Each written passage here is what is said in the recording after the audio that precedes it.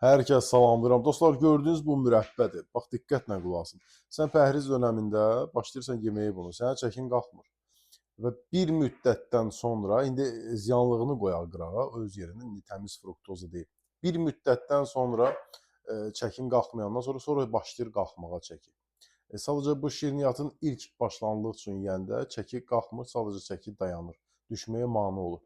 Və yenə dediyim kimi, bir müddətdən sonra qalxandan sonra bundan alınan o artıq çəkini bədəndən çıxartmaq çox çətindir.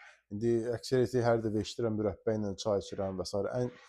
Çox vaxt yaşlı insanlarda görürsünüz, belə sallanma olur xəmir kimi.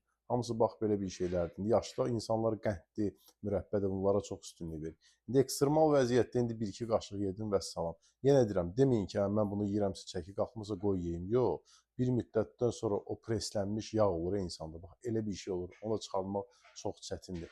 Hər kəsə uğurlar.